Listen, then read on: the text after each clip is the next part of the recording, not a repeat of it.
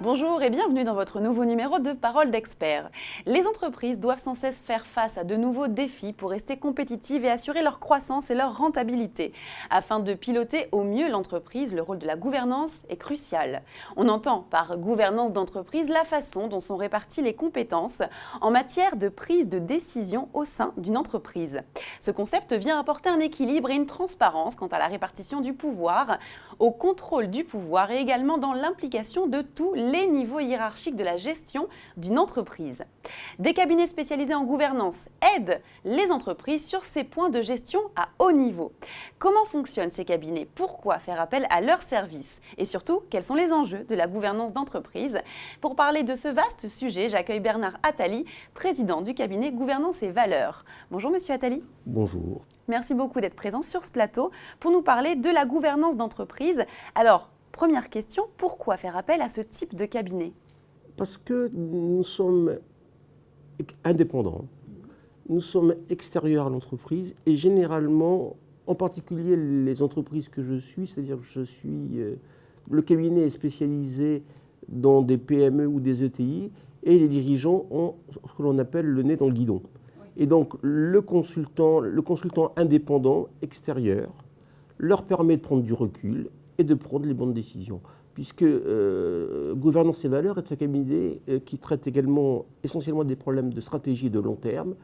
Et c'est le rôle d'une gouvernance, je dirais, harmonieuse, de traiter le long terme. Le rôle du conseil d'administration, c'est de garantir la pérennité de l'entreprise et de garantir le bon cap, la bonne trajectoire pour l'entreprise. C'est ça la spécificité de la gouvernance. La gouvernance n'est pas le management au quotidien. La gouvernance, c'est une répartition, comme vous l'avez dit, harmonieuse des pouvoirs, où le conseil d'administration et le président du conseil d'administration gardent le cap. C'est un peu comme un voilier. Voilà. Et quelles sont les plus grandes difficultés des dirigeants d'entreprise aujourd'hui, si on reste en France? Alors, je dirais qu'il y a... La première, c'est de maîtriser les risques. Oui. Alors aujourd'hui, il y a, je dirais, et c'est d'ailleurs notre activité, il y a deux types de grands risques. Il y a un risque auquel vous connaissez en tant que journaliste, c'est ce qu'on appelle le risque lié à la cybersécurité. Oui. Puisque vos confrères de TV5 ont eu une attaque. C'est vrai. Et ce type de risque, la cybersécurité, ou alors ce que l'on appelle la fraude au président. La fraude au président, alors les clients ne s'en vendent pas, mais ça existe quotidiennement. Et puis, vous avez un deuxième grand risque sur lequel nous intervenons, c'est plutôt ce qu'on appelle du corporate finance, c'est tout le processus d'ingénierie financière des fusions-acquisitions. Et je dirais que ce sont les deux risques majeurs. Le troisième risque, lorsque vous avez une acquisition, c'est plus un risque, je dirais, managérial et culturel, c'est une mauvaise intégration des équipes, parce que vous avez des cultures différentes, notamment vous avez un grand groupe qui reprend une entreprise familiale, et là, je dirais, entre guillemets, la mayonnaise ne prend pas.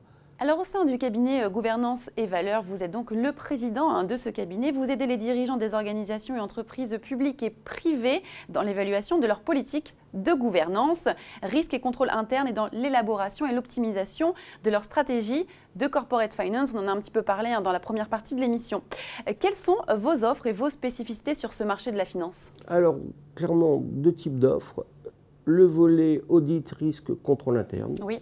Et une autre type d'offre, je dirais le volet corporate finance, c'est-à-dire la boîte à outils de l'ingénierie financière et du haut de bilan. En intégrant ce que les gens ont tendance à négliger, la post-acquisition, l'intégration des équipes. D'accord, très bien. Est-ce que vous avez une clientèle type et quelles sont les exigences principales de vos clients? Alors la clientèle type, je dirais il n'y a pas de clientèle type, mais clairement nous sommes sur un segment qui va du créateur au repreneur d'entreprise jusqu'à l'ETI. Alors les exigences de notre clientèle, c'est la disponibilité, la capacité à faire une offre sur mesure. Et puis comme ce sont des ETI ou des PME, ce sont des gens qui apprécient un langage franc, direct, et une grande réactivité, je dirais. D'accord. Et est-ce que vous avez des projets à venir dont vous souhaiteriez nous faire part ici sur le plateau? Alors, il y a deux types de projets. Donc, il y a des projets, je dirais, de publication, puisque parallèlement aux activités, j'interviens dans l'ensemble d'universités et grandes écoles. Donc, il y a 2 ouvrages qui vont bientôt paraître. D'accord. Un consacré à la finance d'entreprise, l'autre à l'évaluation des actifs immatériels. Et il y a également des projets pour la société.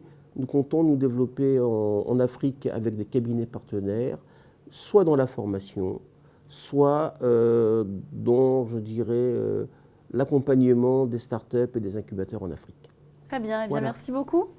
Merci d'avoir été présent pour nous parler de la gouvernance d'entreprise. Je vous remercie. Et merci à vous de nous avoir suivis. Je vous donne rendez-vous très prochainement pour un nouveau numéro de Parole d'Expert.